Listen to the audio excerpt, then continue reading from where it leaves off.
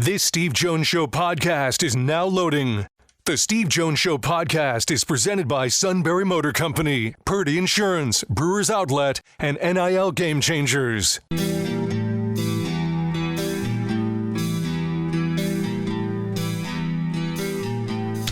Bringing you an in-depth look at Penn State sports and more. This is the Steve Jones Show on News Radio 1070 WKOK. The Steve Jones Show is presented by Sunbury Motor Company, Purdy Insurance, Brewers Outlet, and NIL Game Changers. Now from the Sunbury Motors Studio, here's Steve Jones. Happy Friday, everybody. Brought to you by Brewers Outlet, Reagan Street in Sunbury, the beverage supermarket. Imports, domestics, microbrews. The best selection of beer anywhere. Wine coolers, water, soft drinks, snacks. They roast their peanuts fresh and hot every day. And the pickle bar, led by my two personal favorites, the barrels and the dills, indeed second to none. All at Brewers Outlet, Reagan Street in Sunbury, the beverage supermarket. So, Todd, how is it there right now? It's, believe it or not, for a period of time here right now, it's stopped raining. I know it's going to rain a little bit more, but right now it's not raining here. I'm going to assume you've got rain there. No, actually, it's been done here for probably about 45 minutes. Good. It's the way it looks like it's bowing. It looks like it's it's going to be a little worse up north. They've broken in twice now in the last half hour on the emergency broadcasting network about flash flood warnings in Lycoming and Sullivan County. Wow. Okay. You know, I remember when Agnes came through in 72, and the difference, this storm's moving. And so this storm's moving. Agnes didn't move. And it wasn't a hurricane. It was a tropical storm. And it just kept spinning, and it kept raining and raining. And the problem wasn't just that it was raining in the valley. It was raining a lot in southern New York, which, of course, was feeding the Susquehanna River. And it's just, yeah. I remember.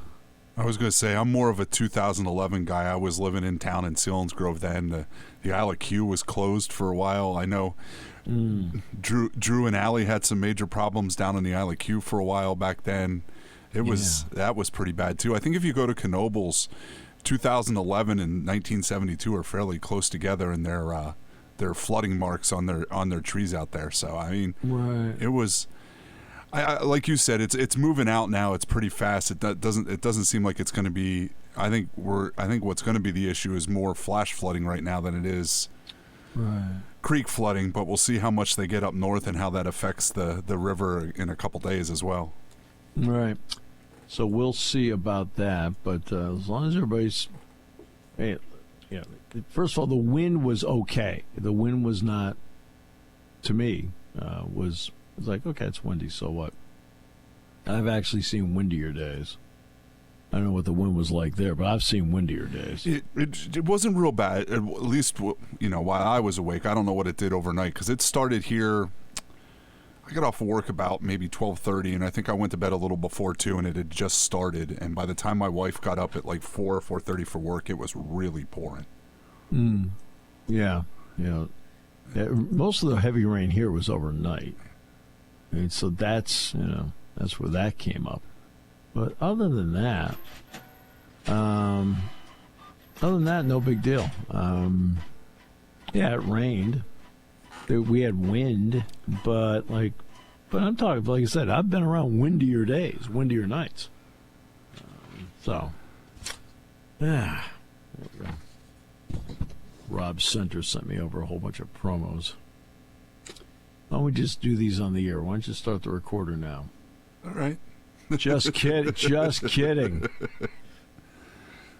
you imagine that? I got to listen to all this? I was going to say, that'd be the driest segment ever.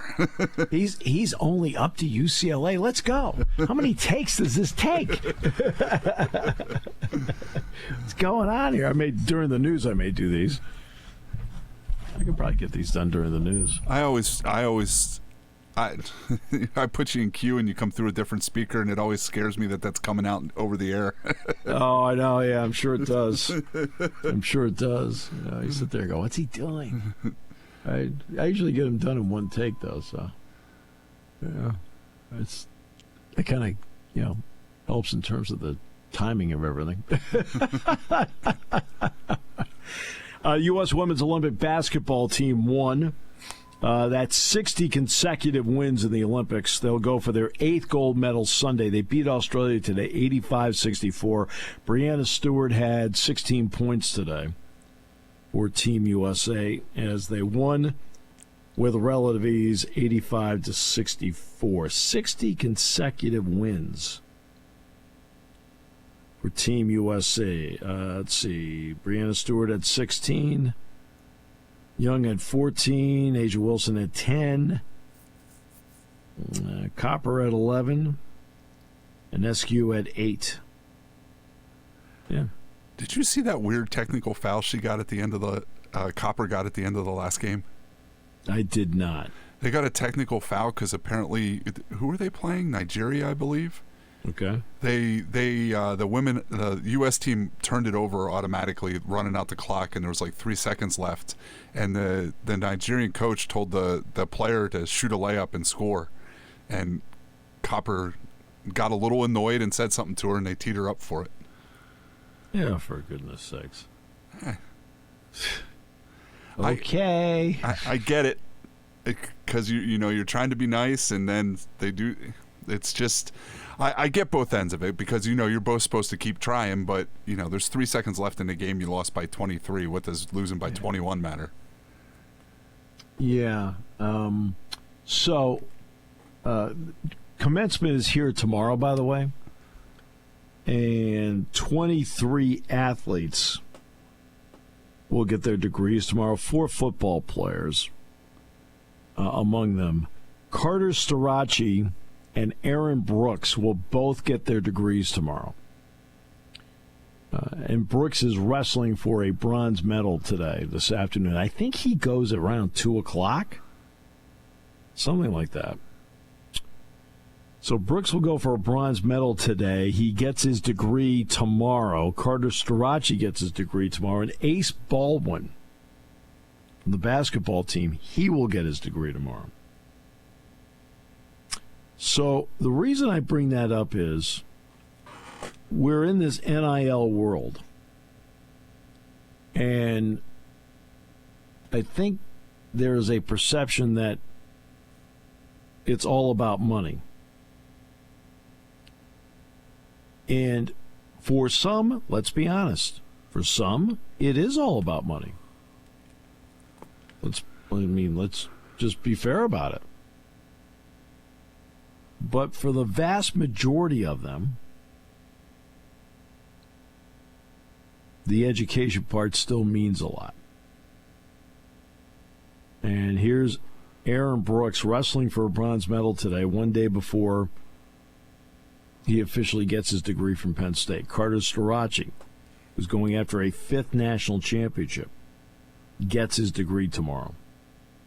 Ace Baldwin, he only came here because of the NIL money. Right? He only stayed here because of the NIL money. Okay. But he's getting his degree tomorrow. So I just want to make sure that people knew that right out of the gate among those getting their degrees tomorrow. That's who will get it. And that's one of the reasons why I was talking with Bill Purdy. Bill Purdy's going to be able to come out here tomorrow for practice. Practice got moved back to 1:30. You know why? Got moved back because of commencement. They want the football players. There's 4 of them getting their degrees. They want them to be able to get their degrees tomorrow and then go to practice. So that's why it got pushed back. I think it was supposed to be around 11:30. They pushed it back to 1:30. So that's why they're. Practice field will probably be a little drier by then, too. Yeah, what's interesting because I remember in doing the Spikes this week, the Spikes finished up their homestand last night. Spikes are on the road tonight. They're at West Virginia. They should be able to play the game there. I'll be honest with you. If they had a home game tonight, the way this is played out, I think they could have played tonight here with no issue. I was going to say, I sat through a thunderstorm there once or twice during PIAA stuff, and it does. I mean, that field drains real well. It wouldn't surprise me if they'd been able to play tonight. Yeah, I mean, they're talking about a little shower here around 2:45, like it lasts like 5 minutes, and they've got another one that's coming through here between 4:30 and 5. But that's it. I mean, I think they could have played here because that field drains really well, especially with the new drainage they put in. When they put the new field in, they overhauled everything, and that field drains like a litter box. I mean, it's something. And I don't think they have any problem with that at all. But yeah, finally got through here. So good news there. I mean, they saw practice yesterday. The media did. They were able to be there for 2 or 3 periods or whatever it was. And the they got. I mean, there's some trickles of information coming out about what they saw and so forth. And yeah, this is really the starting. Let's be safe here. Starting Thursday? Starting yesterday because they were off Wednesday. Now you're really getting into. This will be day 2 of what I think are the meat and potato days of preseason. Between now and next weekend, that will determine, because the opening kickoff is 3 weeks from tomorrow for Penn State. Between now and next weekend, will determine who's 1, 2, 3, who's traveling, and who's on the developmental squad. Are they doing full pad work yet? Or they do that right away? Started in pads on Saturday. Okay. Third practice. Now there's an acclimation end of it that you're still going through. Now they're done with that. The acclimation part's done. I think there's like a combination of what they refer to as 5 acclimation practices. So that's already in the rearview mirror.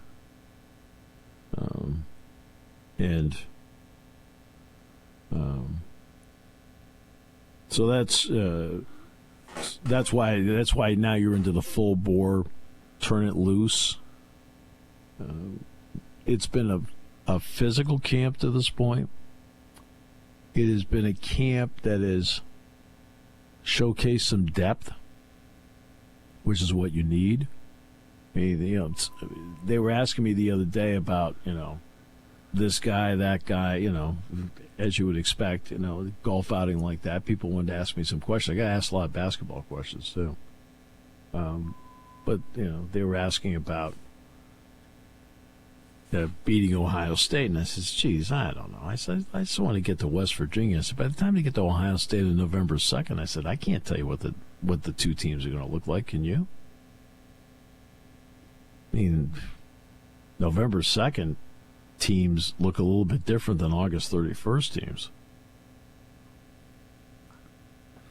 Guys get beat up, they're hurt, things like that.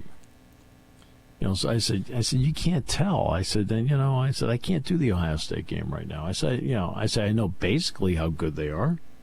I said, but I also want to see how they play against Oregon before I start thinking about how they'll play against Penn State. And they're like, oh yeah, because I think that Oregon game's like 2 weeks ahead of time. I said, Penn State's got a lot between now and then anyway. I said, when I go to practice, what am I looking for? Besides, I'm looking for consistency. That's number one.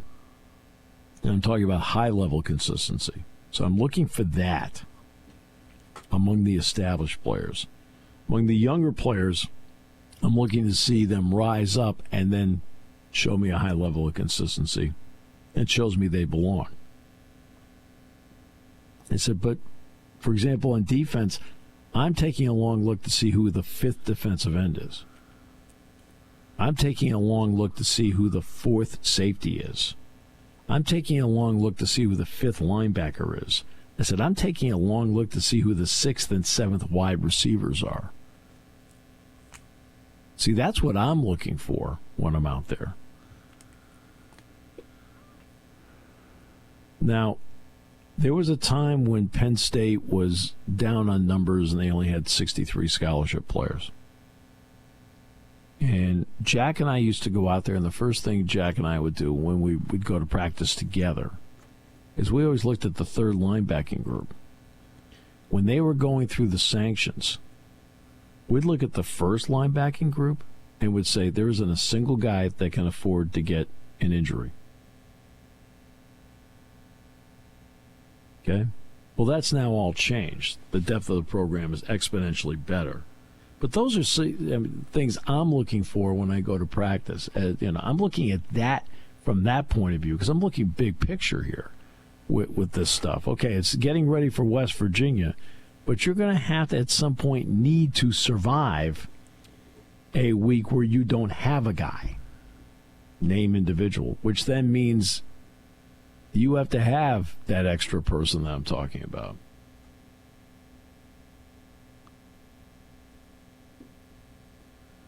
So, I don't know if that makes sense to you, but.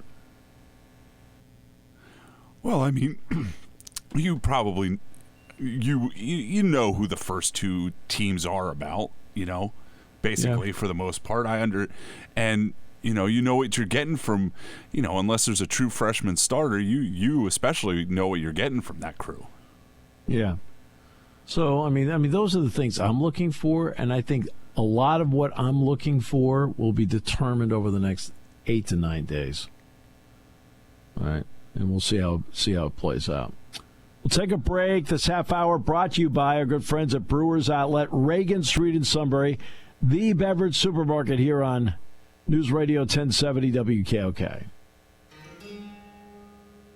There's something to be said about a sale with a handshake, a service technician who really knows what he's doing. They can explain it in English what the problem is. There's nothing better than having that friend you could trust in the area. That's Sunbury Motors, where you get selection, knowledgeable salespeople, and prices that fit your budget, and more important, that friend you can trust. Welcome to Sunbury Motors, Kia, Ford, and Hyundai. You could shop other dealers and compare prices, but at Sunbury Motors, you get their lowest price promise. They research the current used vehicle market and guarantee their used car prices are the lowest. If you find a lower price, Sunbury Motors will beat it. 3 dealers all in one. See their full new and pre-owned inventory at sunburymotors.com. Pick out a vehicle you like and schedule your test drive online. Follow them on Facebook. Sunbury Motors Ford and Hyundai, North 4th Street, Sunbury, and Sunbury Motors Kia, routes 11 and 15 in Hummel's Wharf.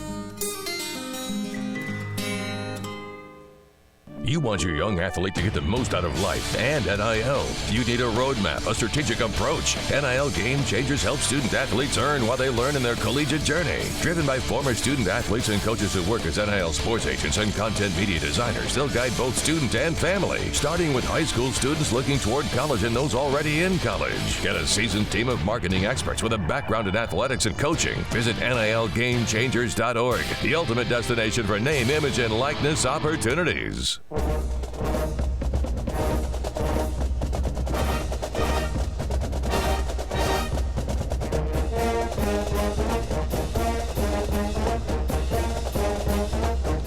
Okay. Great to have you with us. Dave Giacchini on the show today. We believe it's King Day. You can get another comment about for the King to mull over. So, yeah. And it's always important to have King Day, don't you think? I was going to say we can also warn King to look out because I think the rain's coming his way too. Yeah, well, yeah. You know what? It looks like it's more going to be north of him. Oh, well, that's good. No, it doesn't mean that. I mean, he'll get rain, but yeah. Let's see. The Eagles play they play the Ravens, right? And that's tonight, right? Yeah. The Steelers are 7, and the Eagles and Ravens are at 7:30. Yeah. Steelers games on NFL Network. The Ravens-Eagles game is on NFL Plus. I'm sure there's a local broadcast, right? Yeah, Fox 56.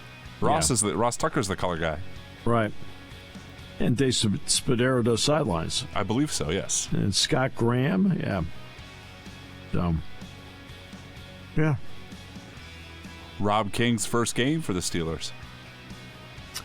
Well, Rob's filled in for Bill before, but his first game as the full-time play-by-play guy. I think I don't think the preseason games are, but the regular season games are on here, 1070 a.m. Steelers games. There we go. Hey, Chichi Rodriguez passed away at 88. What a showman. Wow.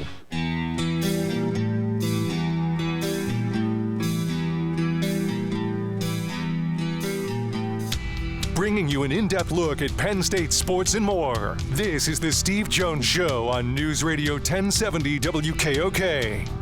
The Steve Jones Show is presented by NIL Game Changers, Sunbury Motor Company, Purdy Insurance, and Brewers Outlet. Now from the Sunbury Motors Studio, here's Steve Jones.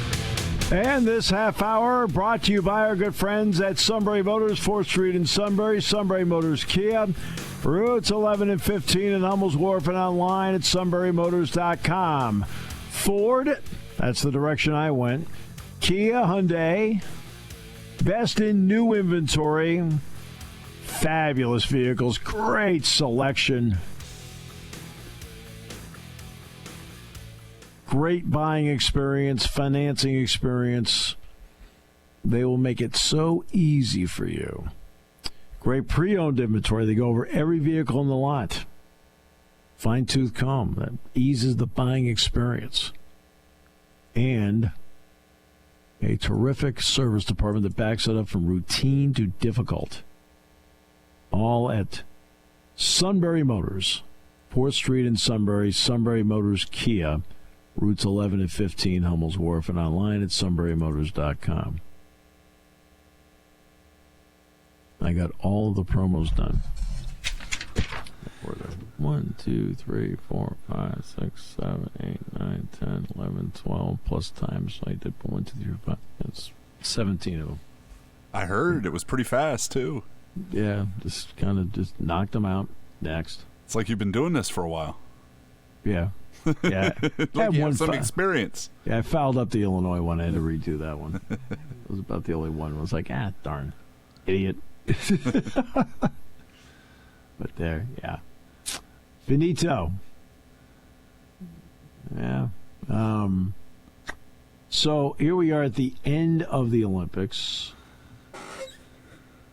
The suit at home, allegedly wounded. I think he's just there to watch the Olympics, don't you? It wouldn't surprise me. Oh, you're even coming around to my way of doing things. I used to work with a guy that always used to get stomach discomfort on the opening day of Major League Baseball. Oh, really? Yeah. Perfect. I don't feel well today. Oh, I don't feel well. Like, I bet you don't. I bet you don't. Yeah, I already sent them to Rob. They're all set. So I'm going to do a few of these this week. Erie, Harrisburg, you guys, among others. So just send them in, take care of them. You can leave. Get out of here.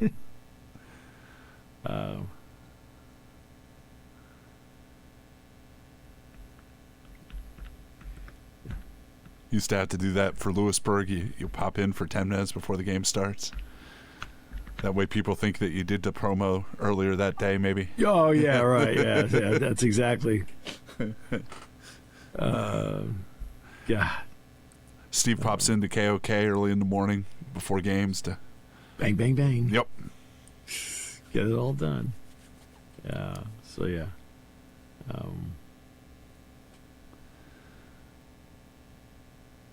The Penn Stater magazine wants to pick out my favorite place on campus.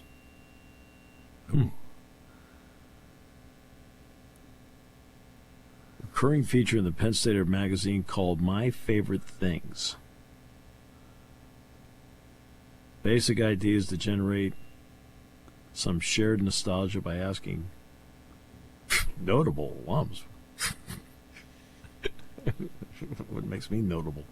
To share their favorite things about their old state using a photo and short. These can be specific places or simple experiences that would be special to you.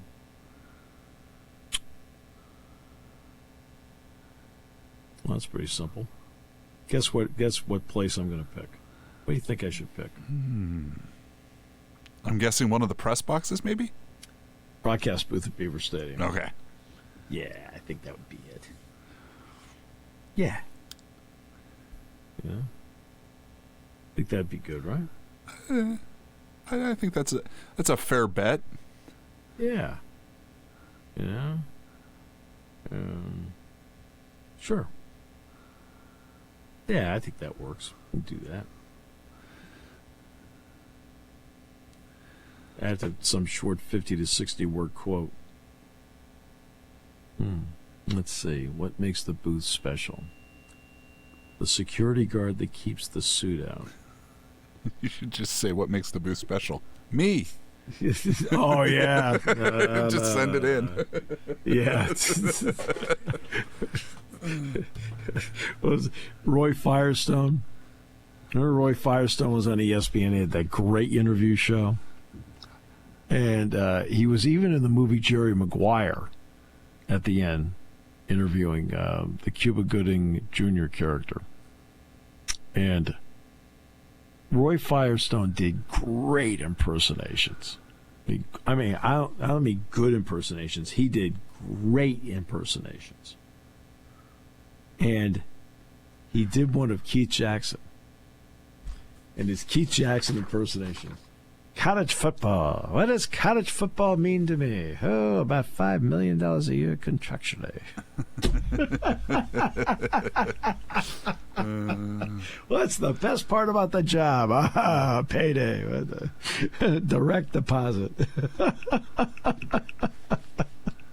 What does college football mean to me? About $5 million a year contractually. Oh, goodness gracious. All right, so the Eagles play tonight. We will learn very little. I would say we learned very little. But I need to amend that.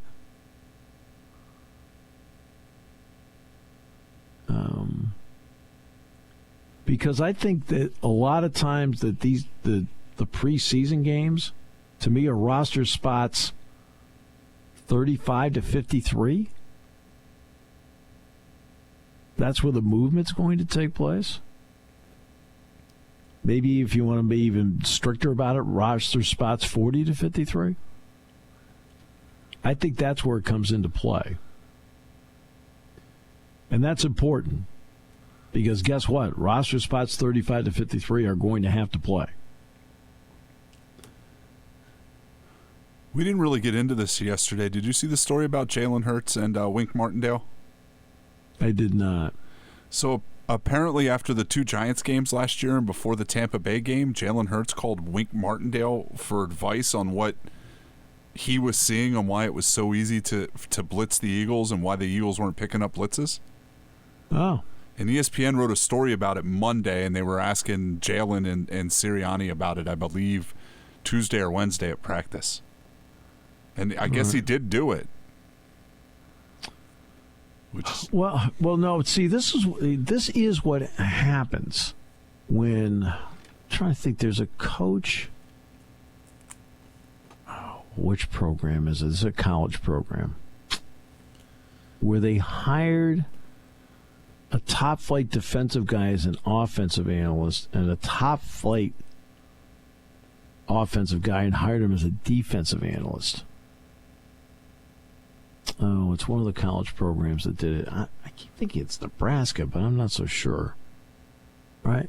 And the idea is that they come in and their job is, hey, look, I've been a defensive coordinator my entire life, the whole deal. I know what I'm looking for in offenses, so I'm here to look at your offense and tell you where the problems are.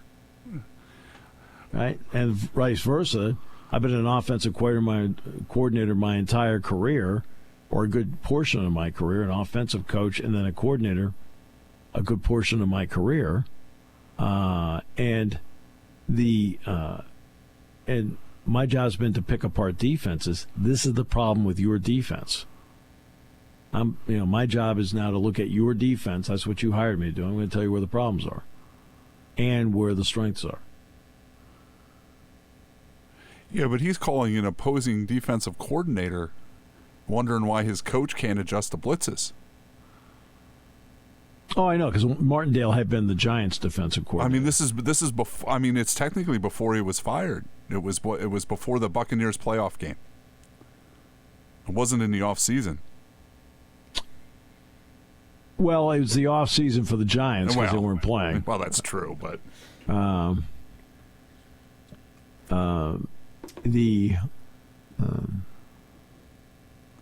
that part is interesting. More stuff comes out about the end of last season. It is so amazing to me that Sirianni kept his job. Well, look, everybody that listens to the show knows that I have not been exactly enamored with Nick Sirianni. Right? Yes.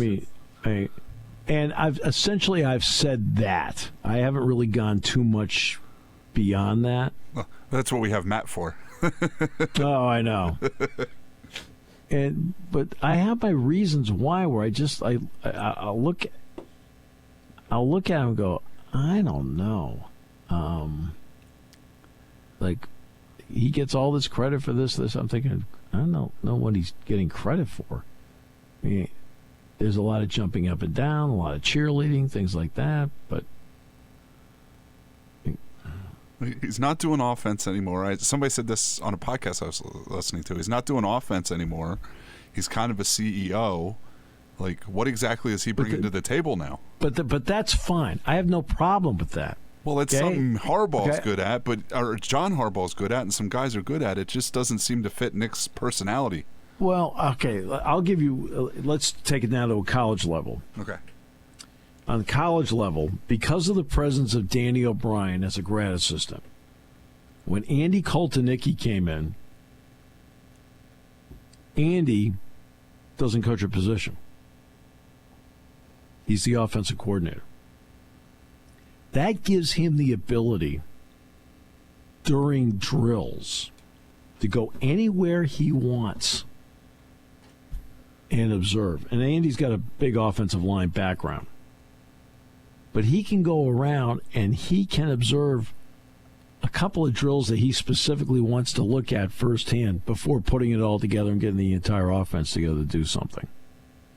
Sirianni's job is to go all over the place on the field, push people, pat people on the back, make notes, right? And then when they get into a meeting, say, okay, you know what? I roamed all over the place. I'm telling you right now, I saw this, good.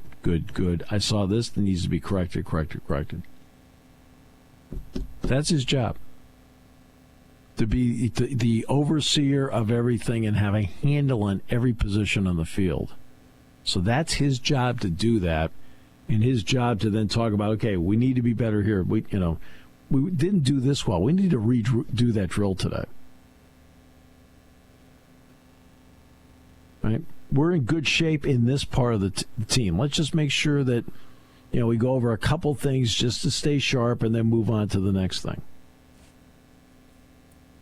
Playing out the practice. I mean, those are all things he has to do, playing out the practice, things like that. And of course, he has to, when it comes down to game planning, hey, every head coach gets the game plan. Like it. Hey, let's discuss this. Why are we doing this? Why aren't we approaching it this way? I mean, he's watching just as much film as everybody, if not more. He's, practice tape, game tape, things like that. He's doing all that.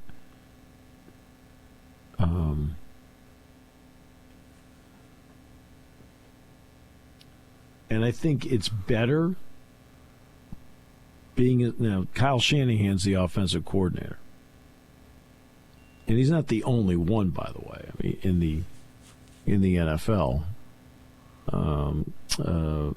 Matt LaFleur with Green Bay calls all their plays. I think Brian Daboll calls all the plays for the Giants, right? Yeah, Andy Reid as well. Yeah, Andy Reid. Yeah, well, yeah. Eric Bieniemy got a lot of credit for play calling too. So when he was there, we'll see how Eric does it with the UCLA this year. He'll be in Beaver Stadium on October 5th. But I think, is Mike McCarthy calling the plays for the Cowboys? I mean, Mike McDaniel calls the Dolphins. I think that's why Kellen Moore went to San Diego last year, is that they were taking play calling away from him, and Mike McCartney was going to start doing it. Yeah. And Moore's with the Eagles now? Yeah, Moore's the Eagles' offensive coordinator now. Yeah. And Vic Fangio is the defensive coordinator? Who's the defensive coordinator? Vic Fangio. They do. Fangio, They have 2 interim coaches on the staff. Yeah. If they get off to a bad start. Yeah.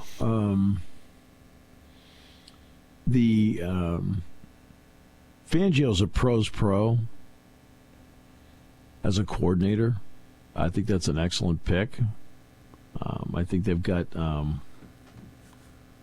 a couple of issues in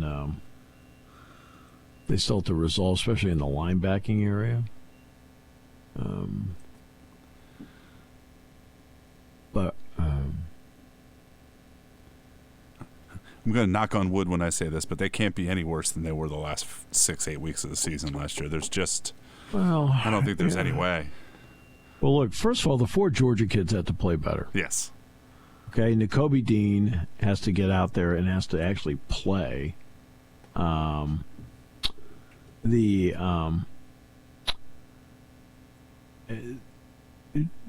Carter started out great, then the world figured out his game, and he never adjusted.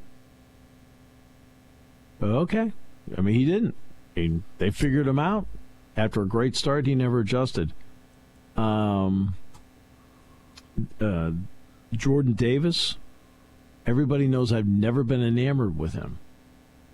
When he was at Georgia, when the Eagles picked him, I was never enamored with him. I was like, I never liked his. I felt he was playing at a weight that was too high for him. I felt he was too blockable at this level.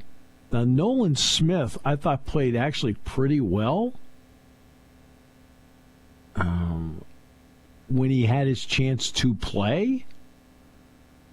You know, he just was banged up a little bit. And I thought Nolan Smith was not bad at that defensive end spot.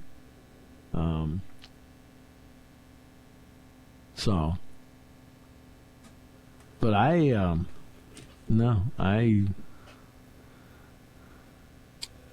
the Georgia guys are the guys that have got to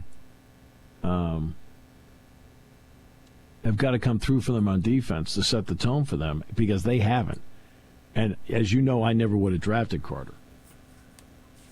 I've said that over and over again. I never would have drafted Carter. I was going to say, I think this is kind of a prove-it season, obviously, already as a second-year guy, to prove that, he's more the first half of the season than how he played the second half of the season, obviously. And my reason is very simple on the Carter thing. It's very simple, right? When the accident occurred, he left and went to his apartment. Now, that is a panic lap in judgment. I get that. But, but that's no offense. Somebody else can draft him. But to me, that would be something where, because where 2 people died, he left. Sorry, I can't. That to me is a disqualifier. It's still amazing to me that we're almost 2 years out from that accident, and they're still getting driving violations in Georgia's program. Yeah, I know. Oh, I know. Hey, no, I know. It is an issue, no doubt about that. Yeah. So I was going to say, they just one of the receivers just got busted last week, I think. Yes, he did. In fact, I think, didn't he get thrown off the team? Yeah, because the long snapper, the blind long snapper from USC. Did you see what he said? No. That he'd be allowed to drive at Georgia. Oh, good. Okay, that's a shot. Yeah, it was a shot. Boy, that's a shot. Well, we will take a break this half hour. Being brought to you by Sunbury Motors, 4th Street in Sunbury, Sunbury Motors Kia, routes 11 and 15 in Hummel's Wharf, and online at sunburymotors.com here on News Radio 1070 WKOK. Hi, this is Season. For over 100 years, the Purdy Insurance Agency has been protecting families and businesses of the greater Susquehanna Valley and beyond. With the experience of our trained and knowledgeable staff, you can rest assured that your needs will be evaluated and met by some of the industry's best representatives. No matter what your insurance needs are, call Purdy Insurance today at 570-286-5855. Visit our website at purdyinsurance.com or check us out on Facebook to see what we can do for you. Party time, game time, or just fun time. Doesn't matter what time it is because it's Brewers Outlet time. The beverage supermarket has the area's largest beer selection. Imports, microbrews, ciders, and domestics. Pick from over 100 ice-cold 12-packs and dozens of 24-ounce singles. Soda, snacks, hot sauces, fresh roasted peanuts. Make it one-stop party shopping, and don't forget the pickle bar. So whatever you're celebrating or just doing it up, Brewers Outlet, Reagan Street, Sunbury wants to see you. And thank you for your years of patronage.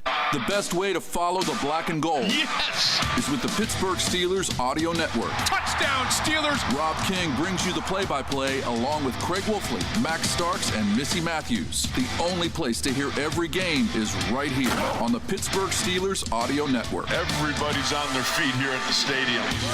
Your home for Pittsburgh Steelers football is News Radio 1070 WKOK. Visit WKOK.com for the full schedule.